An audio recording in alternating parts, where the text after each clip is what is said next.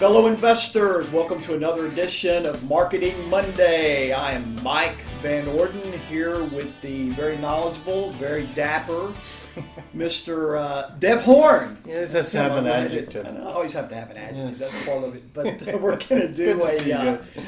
going to do a follow-up to our show that we did last week. This is show number 2 on wholesaling. You know, beginning wholesaling. We're trying to, not just beginning, but, you know, a lot of our guys are seasoned. A lot of you watching right now are seasoned. But we wanted to cover the topic of repairs and cost and, doing the numbers. And, you know, Dev, I know that you're great at this. And, you know, I know that there's a standard formula that most investors tend to use. So why don't you kind of go through the basic formula and, you know, what you've seen in your experience and what the reality is? Well, I tell you, there's in the real estate investing business, we have this basic formula. You guys have probably seen it by now, which is ARV times 70% minus repairs is what we should offer. And so that implies 3 things. It implies that we know what the ARV is, which is the after repaired value. We usually get that through looking at comps of similar homes. Right. And the second part is 70%. And that's implying that we can get a 30% discount. And in 2018, that is hard to accomplish. Just competition. Just the competition is so great for deals these days in most major markets. So you have to kind of question whether the 70 is right. Because I know a lot of guys that are telling me, you know, I'm getting offers and I'm not getting many accepted. It's because other people have tightened that margin. And the third one is minus repairs. ARV times 70% minus repairs. This implies that we know what the repairs are and that we accurately estimate them. And if we know what an accurate, you know, ARV is and know what competitively we need to offer to get the deal, and we fully understand repairs, then we should be able to come up with a good offer. You guys that have been doing buy, fix, flip, you've already had to deal with this. And when you buy, fix, and flip, if you've misestimated the repairs, it is then you that pays the price for that bad number. Yeah. But so I think the trick in this for, you know, in the early days when I was doing wholesaling, was twofold. Number one, it was to involve a real estate agent who could give me comps because I wasn't licensed. Right.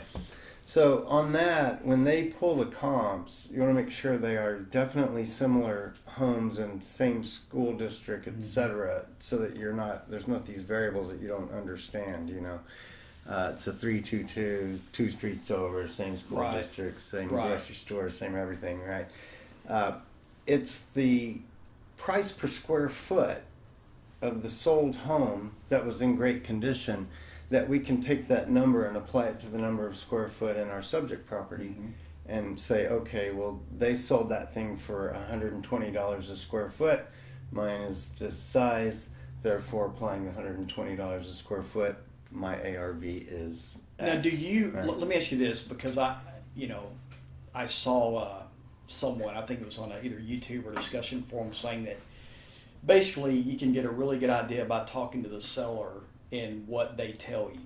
So what are your thoughts? I mean, how much faith and confidence do you put in what a seller is telling you about the repairs, the HVAC, the foundation, and all this? Especially because, you know, the big thing is now the virtual wholesaling and maybe not having boots on the ground and all that. I mean, what are your thoughts on that? Can you put much stock in what a seller, even an honest seller, to do? No, because even an honest seller is not in the real estate business, and they don't routinely replace air conditioners, do foundation work, do roofs, major plumbing. You know, unless they've had that occur recently in their life, i.e. they fixed it in the house recently, they don't know what the cost of that is. And the other thing that I've seen with sellers is they they just underestimate repairs. Right, totally. So I think we do it Totally. just naturally. Maybe it's wishful thinking. And I think also that a sellers roof would don't- only be right, $2,000. right, That roof right, is about right, $6 right. grand or $8 Exactly. grand. It's like, And they don't take into account the modernization of the home. If you've got a home that was built in 1978 or even 89 or 90, you know, the house may be in great shape, but guess what? The cabinets are outdated, the kitchen's outdated. You're going to have such to a make good some observation, Mike. upgrades. Because, you know, ARV implies a modernized home. And that's one of the tricks of comps is when you get comps, you don't really know, was that house like fully updated or was it just clean but old, you know. And I think when we think about homes that sell quickly on the retail market for full value, those homes generally have redone kitchens and bathrooms. Because when people walk into a house and they're going to pay full price for it, That's it. they don't want to paint, they don't want to carpet, they don't want to put in appliances. They, you know, right? No. In fact, I've even had people say they won't care about the condition of the air conditioner's in if you got a nice, pretty new bathroom or something. It's kind of like, you know, you'd think they would worry about the big things, but they really... Buyers and they have options. They have bathrooms. options, right? If you've got a new subdivision a mile away, and they go and they got granite countertops, and you walk into this home that's not modernized, right? You know, what do you think? Well, guess what? It's not going to sell for the same dollars per square foot as the updated home, right? I think that's so. The trick of the trade, you know, for you guys, particularly if wholesaling is new for you, is partner up with a real estate agent to help you do comps.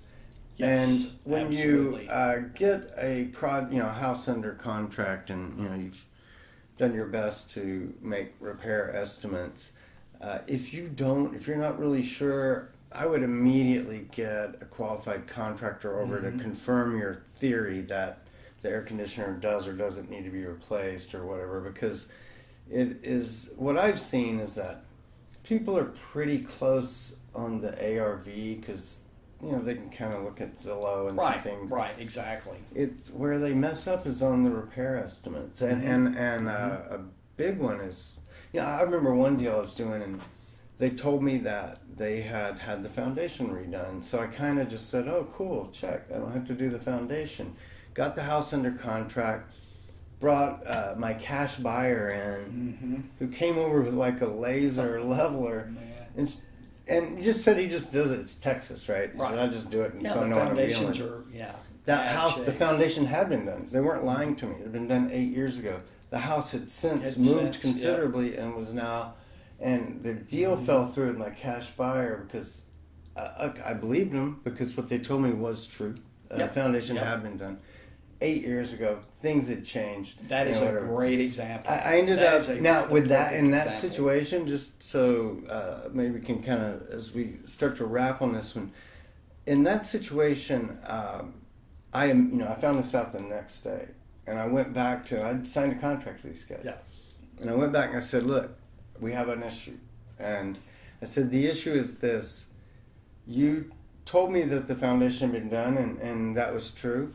And I took that as meaning that it was still good, and you assumed that as well. And what we found out is that the foundation is no longer, it won't pass inspection. Right. And so, you know what they said? They said, we had no idea that the home had moved that much. Right. And I found out how much it was going to cost to adjust the foundation. We worked that into the deal. We re-signed a new contract. It was like $6,000 cheaper or something, $4,000 or something like that. They understood. But the point is, the better you get, and the more times you do it, the more deals you do, you're going to get better at the ARV because you're going to start to know neighborhoods. Know this neighborhood's about 120 square foot done, and then you're going to get to know repairs. One thing that we say at the gate for cosmetic, $10 a square foot.